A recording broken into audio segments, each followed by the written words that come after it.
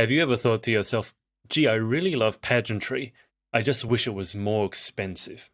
Me neither. If you're a pageant girl who's interested in setting up her own business, or maybe an app, or a non-for-profit, come and join our new Facebook group at facebook.com/groups/the pageant boss. And yes, the link will be in the description of this video below. We're going to be discussing all things pageantry, obviously, but also all things entrepreneurial. How to take an idea that you might have, and it could be a pageant idea, and turn it into a genuine profit-making business. Come and join us. It's free for now, and I'll see you there.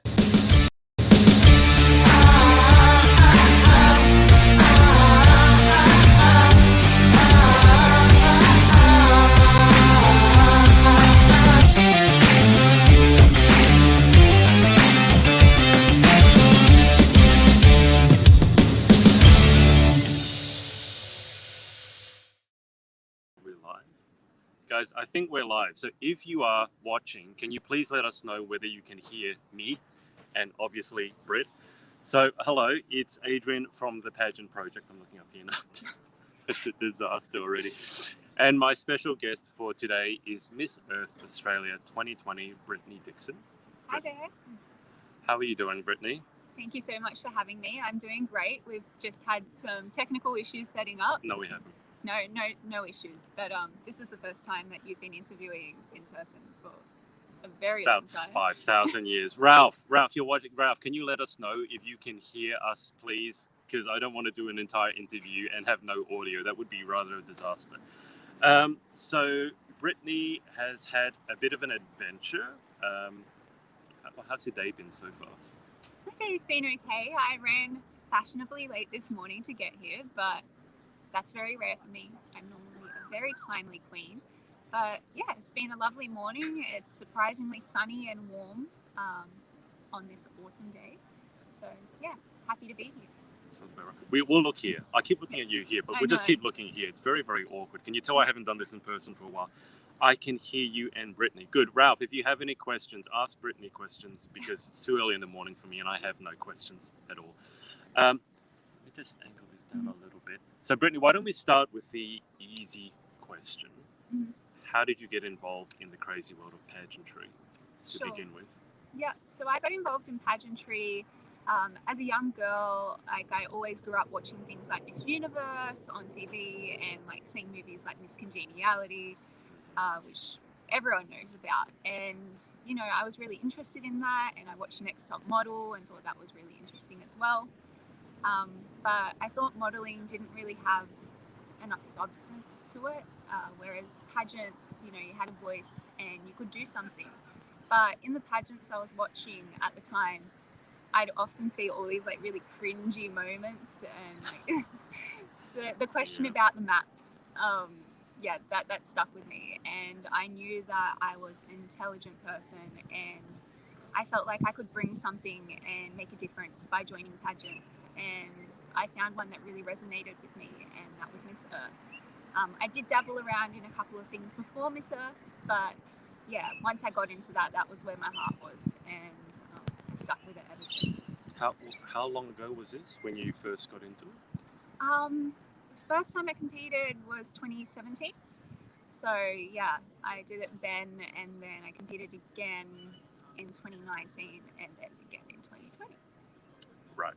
So, I mean, it might be a bit early to ask you this, but do you have any plans, pageant plans after this, or are you now, as I like to call it, a has queen? Are you now officially a has queen, or are you thinking about maybe doing something else in the future? Look, I don't think I would do a different pageant, but I'm hoping maybe that since Miss Earth 2020 was virtual, that I might have an opportunity to compete again in the future. But you know, we don't know for the moment, but my heart is with Miss Earth. It's where I feel like I can make the most difference and actually further my career as well. So that's what I would stick to if I continue with pageants. That's fair enough. Are you able to move your chair a little bit closer? Yeah. This is what happens when we go live. There's actually a plane above there. Yes.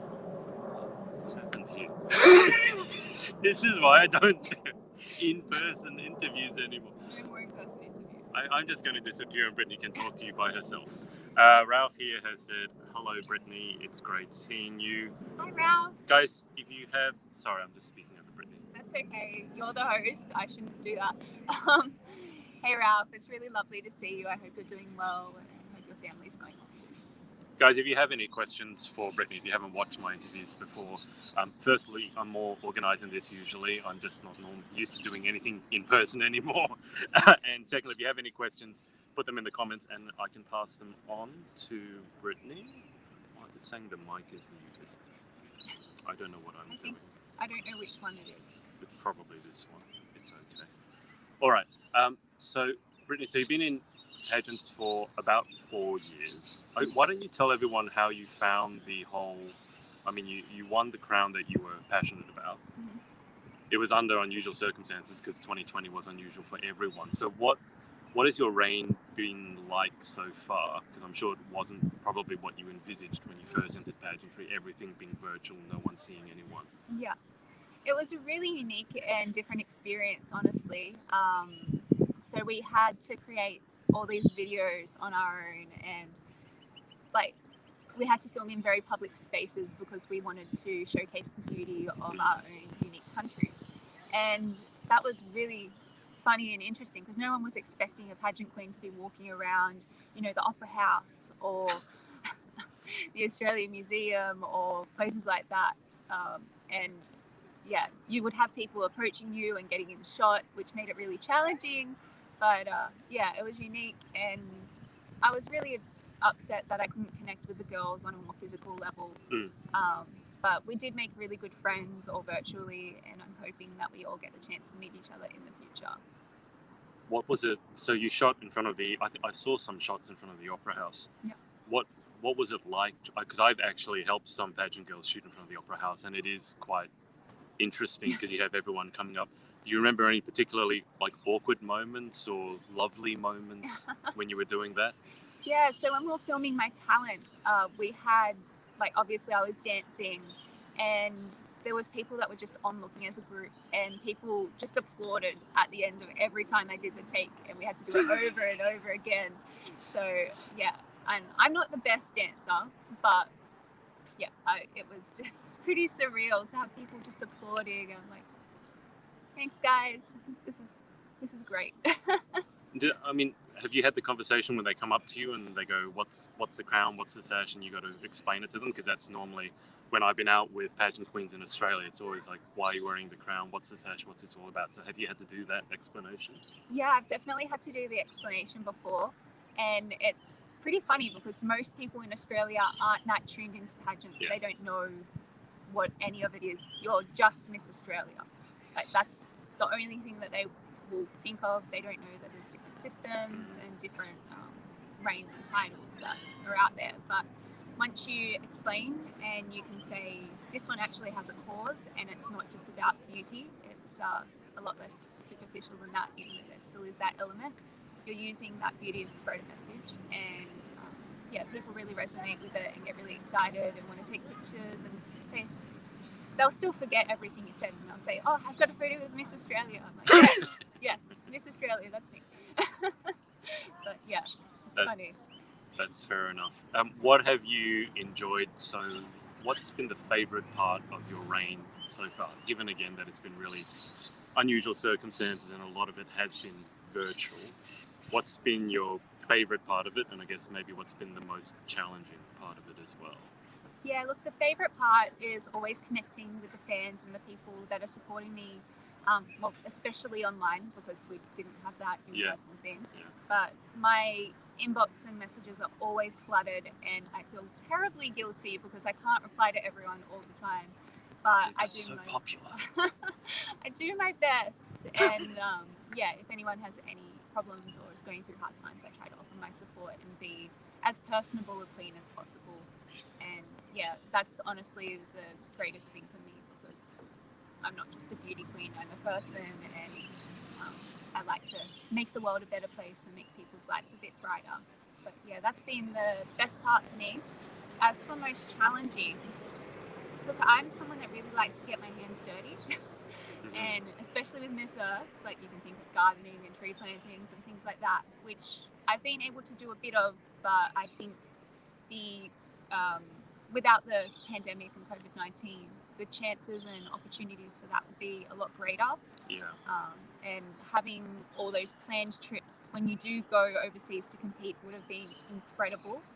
But yeah, I'm trying to do as much as I can on my own, and I'm really excited that actually for my job, because I work in conservation, I will be going out into the field in 2 weeks' time, and I'll be trooping around national parks with another employee, and we'll be like installing camera traps to monitor wildlife, which is super exciting. So, which parks? What areas? So this project is called Wild Count, and it spans over most of eastern New South Wales. I think I'll be going down south. I'm not 100% sure where I'm going yet, but possibly Dewar National Park. That's the only one I've heard, but you pretty much make it up as you go because things change and weather conditions. And yeah. It sounds exciting. I mean, it also sounds like it could be quite cold. Yeah, it'll probably be cold. And by the way, for us Aussies, cold is anything that's like under 20 degrees. We start freezing to death. I have to say this because a lot of UK and Canadians, and they're like, oh, 20, it's a heat wave. And I'm like, 20, it's so cold. Yes. Are you a summer person or winter? Summer, okay, yeah. Definitely summer. I love the beach. If I can be in the water, that's where I feel most comfortable. Okay, all right. So I'm assuming you're going to be rugged up then when you're doing all this stuff. Yeah, although we'll be walking like tens of kilometers a day, so I'll probably get pretty hot quickly, and it will really test my fitness because I have not been doing much working from home. I've started walking 5Ks a day over the past couple of weeks just to prepare myself a bit, but I don't think anything will prepare me for 5Ks is quite a long walk. Yeah, it's not too bad, but yeah, I've got to factor in the terrain for this. It's like there'll be rocks and things that you've got to jump over. Well, there's a hill right there, so I mean, if you want to, get some there. cardio in, and whilst we're in the middle of the interview, just hand the camera over. We should have done a walking interview. We could have walked and talked at the same time. Yeah. Now, I don't know if you know, is it Saudi? Sorry if I'm mispronouncing your name, but Saudi is one of the most dedicated Earth warriors. Loving this queen. Oh, thank you, Saudi. I don't think we've spoken before, but feel free to hit me up in my messages. We can chat. That's looking at your profile photo. Yeah. Guys, sorry about the noise. That's if you can hear it. I don't know if you can hear it. There's a helicopter. We're actually at Sydney Olympic Park at the moment, which was home of the Sydney 2000 Olympics. And normally there's a few planes that go across, but given the pandemic, it's actually quite unusual to hear. I'm not used to hearing planes overhead anymore.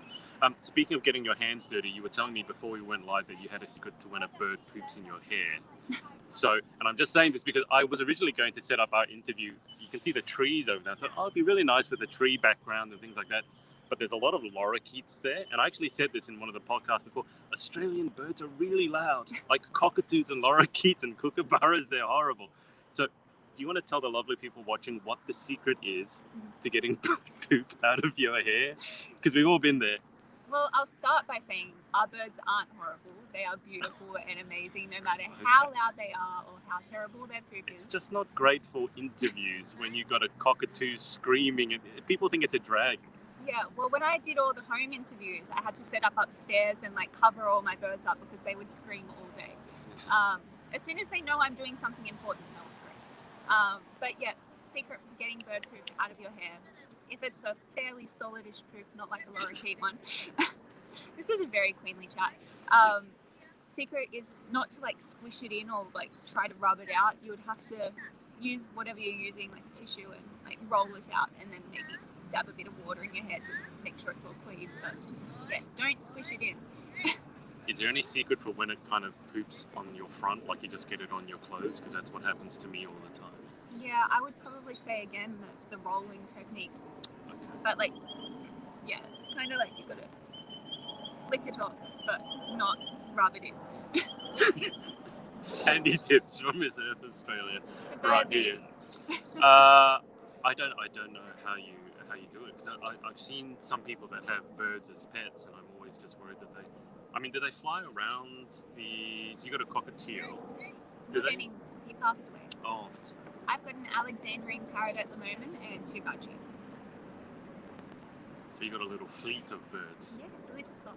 Can you command them and get them to attack people and?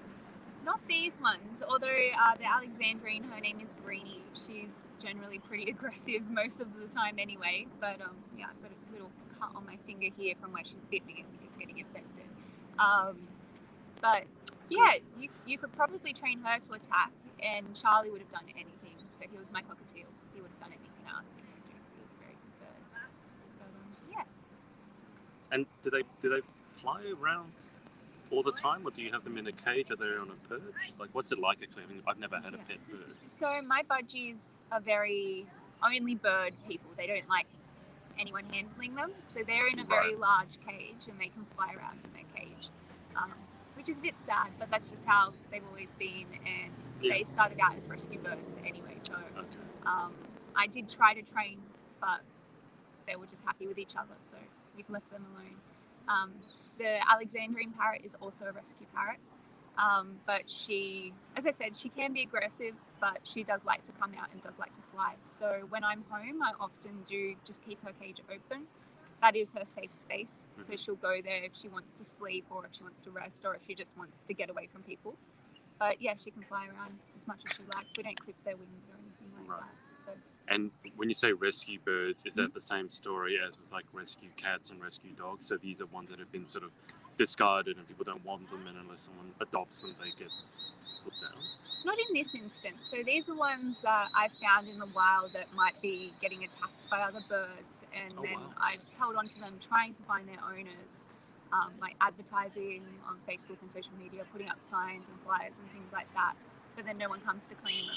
So they've ended up staying with me, and I feel very in love with them. Does that mean Always that adopt, don't shop. you're going to absolutely? Does that mean you're going to have a slowly growing collection of birds? Yeah, it tends to happen. So I'm trying to think, what have I rescued over the time? I've had a turtle dove before. I've had lorikeets. My cockatiel was a rescue bird. Budgies were rescue budgies. Alexandrine was a rescue parrot. I've had another kind of dove.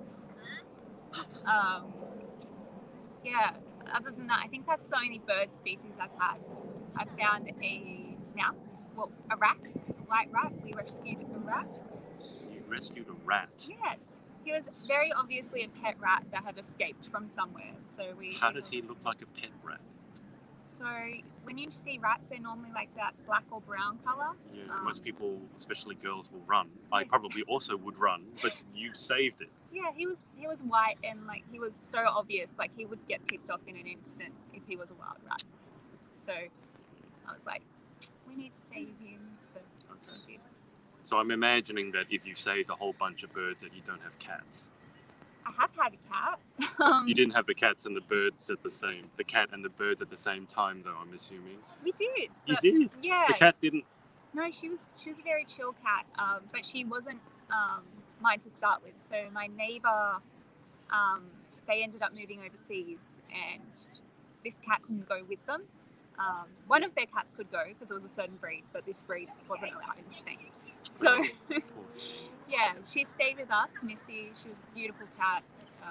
She lived to a very old age, and she looked horrible at the end. But she, lovely. If you think of Pet Cemetery, she looked like she was straight out of that. But she was so sweet and just so gentle all the time. Beautiful. But yeah, she was pretty chill with the birds. And when we had a dog as well, although the neighbours still lived there, she would sit with the dog and like put her paw on his leash to say, "You stay with me." So they were friends. Let's answer Ralph's question here. So it says, Brittany, once this pandemic is over, which country would you like to travel to? Well, definitely I need to go to the Philippines, because that's where most of my followers and my fans are from. And there's some stunning places that I need to go see in the Philippines, like all of the islands, and get to experience the wildlife over there. And yeah, I think it would be incredible, and I'd be so excited to meet everyone that's followed me and supported me so far. Fingers crossed we can actually travel again soon. I think Australia, we might be one of the last ones allowed to travel anywhere. Miss Universe is coming up. I don't even know if our Miss Universe Australia candidate is actually able to travel. I know the Miss Universe UK just left for overseas yesterday, and Miss Universe Ireland is also trying to sort that out. But hopefully everyone gets vaccinated and we can go back to normal soon. Ralph has asked me a question. Adrian, what inspired you to become a pageant coach, and what inspired you to start following the different pageants? Well, I've only just recently publicly announced, Ralph, that so I'm looking down, I'm going to get your question. I'll look up here. I've only recently publicly announced that I'm doing coaching. I was getting asked to do it a lot before, even though I didn't say I ever did. He would just assume that I did. So I thought I might as well do it properly. And then what inspired me to start following the different pageants?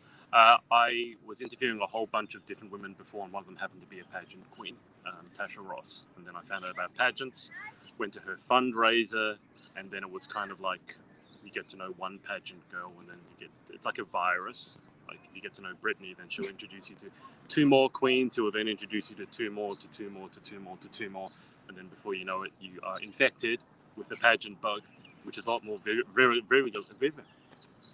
You got this. Virulent. Why can't I say that? Virulent. That it's a. I mean, you got the pageant bug, right? Yeah, I did, but it was because I had a cause I was passionate and dedicated to. Yeah, I just like talking to people, Ralph. Honestly, so virulent. Why can't I say that word all of a sudden? It's not an easy word. It is. I just can't say Virulent. it because I'm live and I need to say it. I can't do it. Now, you've obviously been fairly public about being a brain cancer survivor. And that has been, I don't know, would you call it a focus of your advocacy? Because obviously you're super passionate about nature, but then a large part of your life I'm assuming, has been dealing with that, especially at such a young age.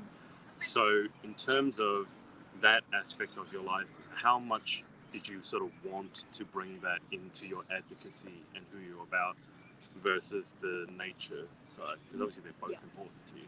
Yeah, so honestly, I kind of wanted to avoid it as much as possible because I didn't want it to take away from what was driving me to do the pageant in the first place, because I joined before I got brain cancer. Yeah. But it's something that everyone really wants to know about and people are inspired by it, and there's still people that need help with that, and I couldn't ignore it, so I definitely embraced it and tried to take it in as much as possible and push that message out there that if you come across a challenge in life, there's always a way to overcome it and turn it into something positive. But yeah, it wasn't originally something I wanted to focus on so much, but it's a part of me, so I can't deny it. And yeah, I'm glad I've been able to achieve some amazing things to support brain cancer research and awareness. Yeah, I can certainly understand not wanting it to be sort of the sole focus of every time you ask the question. And I know this is a silly question to ask, but when you get news like that at such a young age or any age, I mean, how do you deal with it? Because I think for a lot of people that's the end of the world, right? And you've not only survived it, but you've gone on to achieve a lot despite it and after it. So what's the emotional journey been like for you, sort of from when you got that news to now? Look, I didn't let myself feel sad for myself for more than a couple of seconds, to be honest, because that just affects the vibe around you and the way people treat you, and I just wanted life to be normal. So first thing I did was look for a way to spin it into something positive, and the way I did that was by teaming up with the Cure Brain Cancer Foundation, who had the Walk for Brain Cancer. And in that first year, which was while I was going through radiotherapy treatment, we raised over $10,000, and I've joined that walk every year since. And whilst I haven't reached amounts of that significance, we've raised a couple $1,000s each year going forward. So yeah, that's something that helped me deal with it. I don't think if I had that cause behind me, I think I would have shut down a little bit more. But yeah, and being able to offer my experience and how I cope with things to other people seems to have helped as well, because when I tell people that, they follow and they do the same thing. So there's probably been 2 or 3 people that have reached out with their diagnosis to me, and I'm like, might you join the Walk for Brain Cancer? And it's just that ripple effect. So are there, I mean, for example, breast cancer awareness is a huge thing, and a lot of the time they have campaigns where they tell you basically the symptoms, like how to self-check and things like that. So just on the off chance that someone is having some sort of weird symptoms, is there any way anything that you feel, any sort of symptoms where you would say, okay, you should go and get checked, versus just, for example, having a headache or something like that? Yeah, look, it's very hard to tell. Mine was all of a sudden. Like, I was coming home from work and I had a seizure on a bus, and I woke up and I was in an ambulance. So obviously they scanned me straight away, and I had no symptoms beforehand. So it's very hard to kind of look out for signs, but I guess persistent headaches that the doctor can't seem to find a cause Mhm. for, or if you do have seizures, like if you're epileptic and the seizure pattern changes or something, you could look into that. I've always had really shaky hands. I don't know if that could be linked to it, because they said I could have had the treatment since I was born, or it could have grown Oh, okay. suddenly. But yeah, I don't know. I don't have anything specific to look out for, but just be careful, look after yourself, take care of your brain. Mental health is important too.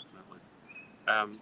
What sort of, God, this seems like such a overarching huge question, but in terms of future plans, like say, because 2020 threw everyone for a loop, but in terms of, let's say, a year ahead, 2 years ahead, 5 years ahead, what sort of big plans do you have for your life? What you'd like to achieve, sort of pageantry and otherwise? Yeah, so I'm very career focused, and as we all know, I'm really dedicated to the earth kind of cause, and I work in conservation. My role at the moment is primarily office based, and I do like a lot of interactions that are kind of behind the scenes. Mhm. My goal is to get out into the field and to directly be hands on working with animals to save those species. And look, I think I can get there.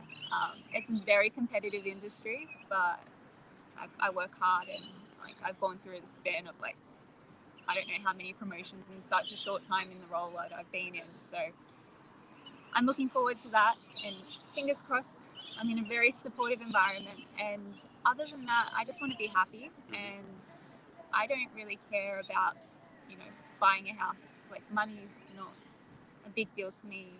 I'd be happy living in a little hippie van and traveling across Australia, and like, yeah, that would be a That's so dream to funny me. you mentioned that, because I've been looking into entrepreneurship, specifically for pageant queens, and one of the people that I look up to and found, and my podcast co-host put me onto him, and his name is also Adrian.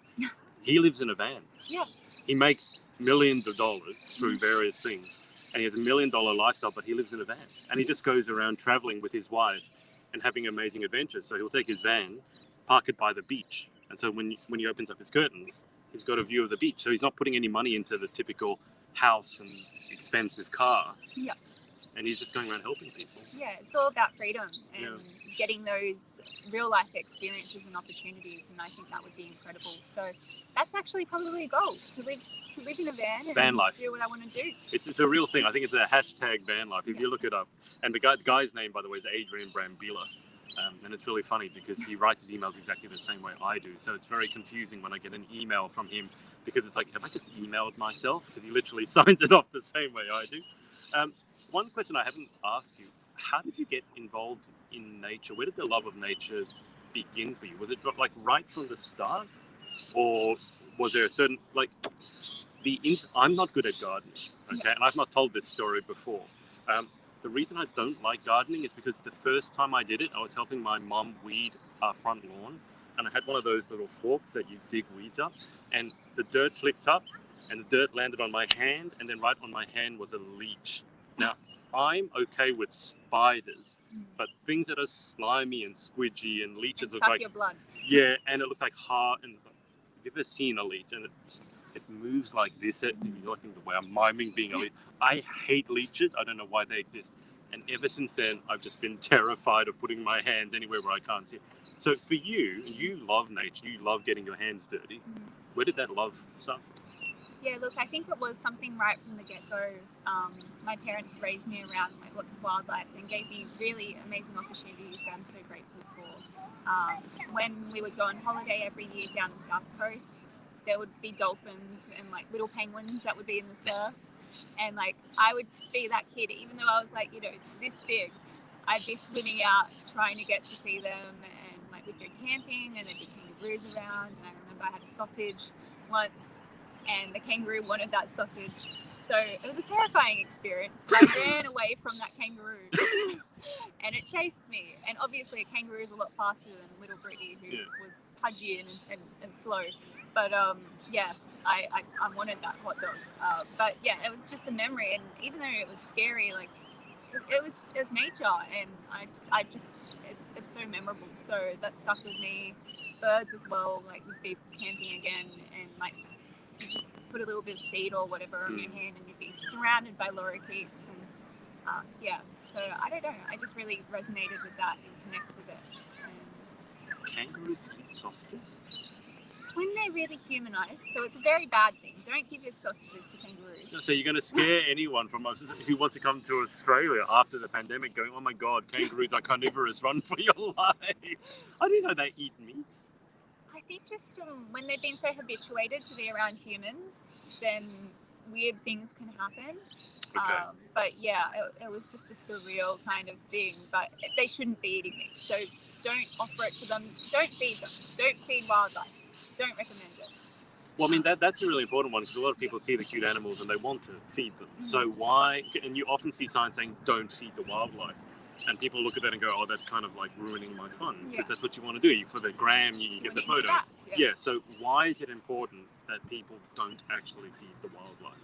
Yeah, so Australian wildlife in particular have really specific and unique dietary requirements and nutritional needs. And most of the time, what we have available to us and give them doesn't fit those needs and can actually make them really sick. And also you get that issue of human habituation. So they get so used to humans being there that if for some reason we're not there, like there's a pandemic and we all have to stay home, then they have to find their own food, and that would be a struggle. I think I saw a video, I can't remember which Asian country, maybe Thailand or Indonesia, and it was during the pandemic, and I think there was one banana out, and like about 1,000 monkeys all ran to this one banana. It was pretty devastating, and like they were fighting, and just because they were after that little bit of food. Because the tourists went there. So. Okay. Yeah, that makes a lot of sense. In terms of how much you know about animals, I mean, I'm going to assume you know a lot more than me, but that's not saying much. What's sort of the weirdest, some of the weird facts, let's say, you know about Australian animals that maybe people would be surprised to hear? Like, I mean, I'm surprised to hear that kangaroos wanted to eat a sausage, but now you're telling me that's not normal and not to do that. So I was like, okay. But what are the other like weird facts that you know? Well, look, I don't have too many like fun facts. Wombats' poos are cube-shaped. I don't really know why. I'm not really sure why. There is some research into it. I don't think it's super valuable, but that's cube-shaped wombat poos. What else? There's been some recent images of wombats on camera traps that they don't have any ears for some reason. So I don't know what's going on, and it's not like they've been chopped off. It's like they were born that way, and it's becoming more common. So I don't know whether they're evolving for some reason, but it's just a weird mutation that's new and popping up. Earless wombats. Yeah. Okay. We have some of the most diverse marine life, marine mammals and things like that in Australia. It's incredible. I've worked with Port Jackson sharks, which are super cute. They're like the puppy dog shark of the sea. And you can just basically swim right up to them. They live on the bottom of the seafloor, and you can pick them up and like take them to the top. It might thrash around a little bit. We're not talking about great white. No great white. Great white, yeah. People, when you say sharks, people are going to be like thinking Jaws, and you're out there patting it. Yeah, these are completely different stalk sharks. my Instagram, you'll see a picture of me holding one. They're very cute. What else? That's a fair few. Yeah. Apparently, I was told wombats have armored bottoms. Is that true? So when they go head first into their burrows, and all that's hanging out is their armored bottom, so that the predators can't get at them. I don't know about armored, but they are extremely muscular. So, I think well developed. They could take you down and they can run surprisingly fast too. So if they ran into you, they'd knock you off your feet. Yeah, I've heard that because my parents went somewhere where there were wombats and someone got bowled over by one because it just went trundling over. Yeah. Apparently they weighed about like 40 kilos or something. Something like that. Yeah. But little, well, they're not little, but like something I can't get in the frame. Like this wide, maybe. I don't know. They weigh a lot. But yeah, what else? So there's a lot of research going into how we can combat cane toads, which are an invasive species in Australia. And there's work where they've been feeding sausages again, mixed with like bits of cane toad in them to small mammals like quolls, and they develop they're like, oh, that hunger for cane toad meat. No, it actually makes them feel sick. Yeah. So they're like, oh, I'm not going to eat that again. Yeah. And then that means they won't eat the cane toads, and when they eat the cane toads, they get poisoned and die. So it's like negative training. So yeah, taste aversion. There we go. What can we do about cane toads? For those of you who don't know, cane toads are, well, as Britt said, an invasive species. Oh, look at that, low power mode. And they're poisonous, so they're very dangerous for our local wildlife. Is there anything that we can do about the cane toads? There's lots of apps at the moment, so technology and nature. You can report sightings of cane toads through those apps. I think one is called Frog ID, and it's run by the Australian Museum. That way, if you are seeing a cane toad in a potentially new area that it might not have been before. Because they've been migrating south, haven't they? Yeah. South, all directions, kind of. Right. But yeah, so you can report that and people can get onto it straight away. I think it's cruel to kill them the way some people do. I've seen Golf some clubs, horrible. Yeah, that's the one that came straight to mind. People playing. Microwaves. Yeah, no, that's not right. Don't do that. I think the most humane thing that you can do, if you see tadpoles, they're quite distinguishable if you look up a picture of cane toad tadpoles versus other tadpoles. No, sorry, not tadpoles, eggs. Look up a picture of cane toad eggs. You can take them out of the water and dry them out, and then they won't be born. Other than that, if you do find one, I think the most humane thing at the moment is to put it in a fridge for a while and then move it to a freezer, and then eventually they'll put it to sleep and you can take it out. Right. Yeah, so it's not very positive talk, but that's probably the best we can do for the moment, and there is a lot of ongoing research into different pheromone chemicals that you can release in the water that disorientate them, and then they don't develop and become cane toads, so they can't spread. But yes, there's a lot, but it's all in the works. There you go. All right, now I just got a low power warning because I have an iPhone which doesn't have a battery in it apparently. So we're going to go through the 10 questions, final 10, and we'll zip through them just in case my phone decides to die. Okay? Let's do it. So, speed round. What is your favourite word? Passion. Least favourite word? Everyone says it, moist. Most popular answer ever. In life, what gets you excited or what turns you on? Turns me on. In life, what gets you... Yeah, I used to just say what turns you on. People are like, in life, what gets you excited? Nature. Okay, what turns you off?